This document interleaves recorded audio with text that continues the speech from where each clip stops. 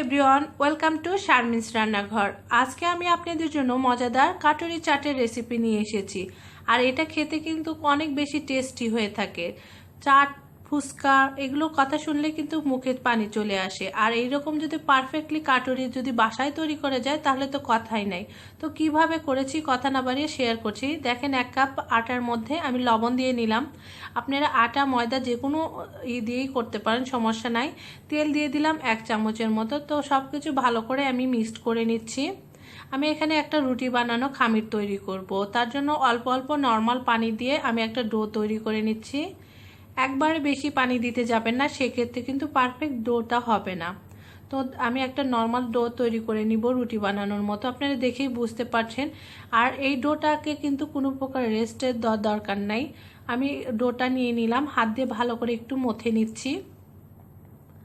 মথে নিয়ে সামান্য কিছু একটু অর্ধেক আমি কেটে নিলাম। এখন আমি আবার ডোটা দিয়ে মথে নিব। আমি এখানে একটা বড় শেপের একটা রুটি করে নিব। তো আমি হাত দিয়ে বেলে করে নিচ্ছি। এই চাটটা কিন্তু অনেক বেশি মজার হয়ে থাকে। আর কিছু টিপস ফলো করলে একদম পারফেক্ট এই কাটুরিটা করতে পারবেন বাসায় খুব নিমিষেই। আর সবার ফ্রেন্ডসদের সাথে শেয়ার করতে পারবেন। আর আমার বিশ্বাস আপনি অবশ্যই এটা করে সবার কাছে প্রশংসিত হবেন। তো এরকম একটা পাতলা রুটি আমি বানিয়ে নিচ্ছি। বানানোর পরে একটা মিডিয়াম সাইজের একটা গ্লাস দিয়ে আমি কেটে নিচ্ছি। আপনারা দেখেই বুঝতে পারছেন আমি কেমন করে কাটছি। আপনারা শেপটা যেরকম পছন্দ, আপনারা চাইলে ছোট বড় শেপ দিতে পারেন, একটা কুকি কাটার দিয়েও কাটতে পারেন, সমস্যা নাই আপনাদের ইচ্ছা অনুযায়ী। আমার কাছে এই শেপটা পারফেক্ট মনে হয়। এই পর্যায়ে কাঁটা চামচ দিয়ে একটু খুঁচিয়ে দিব। আপনারা চাইলে কিন্তু রুটিটা করেও খুঁচিয়ে দিতে পারেন, সমস্যা নাই। আর এই কাঁটা চামচ দিয়ে কিন্তু খোঁচানোটা অনেক জরুরি, তা না হলে কিন্তু পারফেক্টলি হবে না।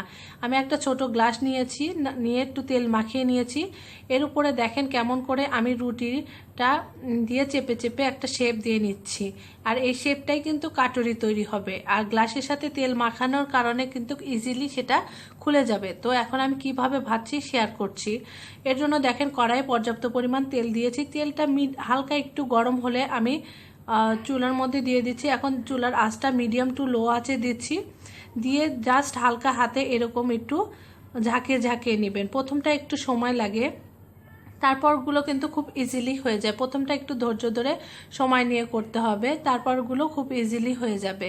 তো দেখেন হালকা একটু তেল গরম হচ্ছে, হওয়ার পরে তারপরে দেখবেন অটোমেটিক হয়ে যাবে।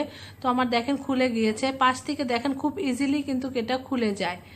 আপনি হওয়ার পরে অটোমেটিক খুলে যায়। আপনাদের কাছে যদি মনে হয় যে এটা ঠিকভাবে খুলছে না, সেক্ষেত্রে চামচের পিছন সাইড দিয়ে একটু পুশ করলেই কিন্তু হয়ে যাবে। দেখেন খুব ইজিলি এইভাবে খুলে যায়। তো আমি একটু সময় নিয়ে ভাজবো এটা। আপনি কিন্তু কোনো সময় এই চুলার আঁচটা বাড়িয়ে দিবেন না, বাড়িয়ে দিলে পারে কিন্তু আপনাদের এটা পারফেক্টলি হবে না। আপনাদের একটু সময় নিয়ে একটু মচমচে করে ভেজে নিতে হবে, একটু কড়া করে। তো আমি একটু সময় নিয়ে অল্প আঁচে ভেজে নিচ্ছি। তো ভাজা হয়ে গিয়েছে। অন্যদিকে দেখেন এখানে আমি ডাবলি ছোলা সিদ্ধ করে নিয়েছি, লবণ, একটু আদা রসুন আর একটু মরিচের গুঁড়ো দিয়ে সিদ্ধ করে নিয়েছি। সিদ্ধ করা সবাই আমরা পারি। আমি এখানে কিছু নর্মাল লবণ হালকা একটু দিলাম। তো আমি এখানে বিট লবণ দিচ্ছি 1 চামচের মতো। বিট লবণ 1 চামচের মতো দিলাম, যেহেতু লবণ আছে সেই ক্ষেত্রে বিট লবণটা অল্প করে দিলাম।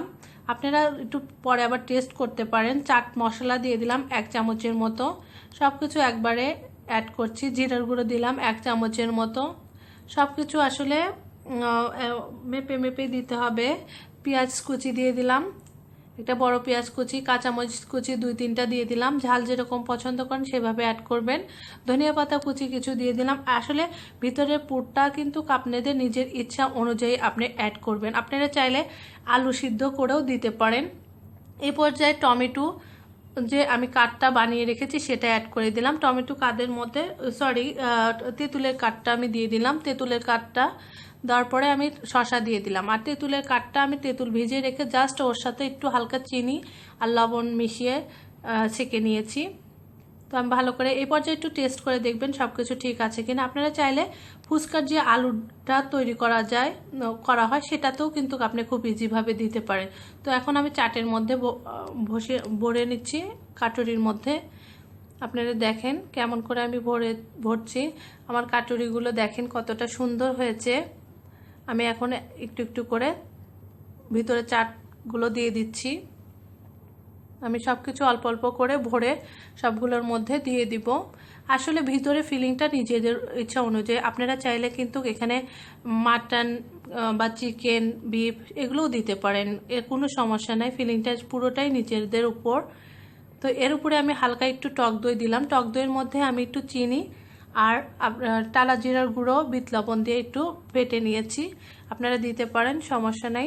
টক দইটা দিলে পরে একটু ভালো লাগে। টক দইটা আমার একটু লিকুইড হয়ে গেছে বেশি, আপনারা আর একটু ঘন দিতে পারেন। একটু উপরে দিয়ে ডেকোরেশনের জন্য, আর খেতেও ভালো লাগবে। একটু গাজর কুচি অ্যাড করে দিলাম। আপনি যা যা সবজি পছন্দ সেগুলোও দিতে পারেন, সমস্যা নাই। ক্যাপসিকামও দিতে পারেন, আপনাদের পুরোটাই নিজের ইচ্ছা অনুযায়ী। উপর থেকে আমি একটু গার্নিশের জন্য ধনেপাতা অ্যাড করে দিচ্ছি।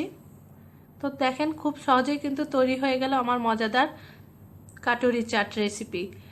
আর খুব নিমিষেই কিন্তু করতে পারলেন। আর এটা করে কিন্তু আপনারা চাইলে আপনার কাটুরিটা সংরক্ষণও করতে পারেন, এয়ারটাইট বক্সে রেখে দিতে পারেন।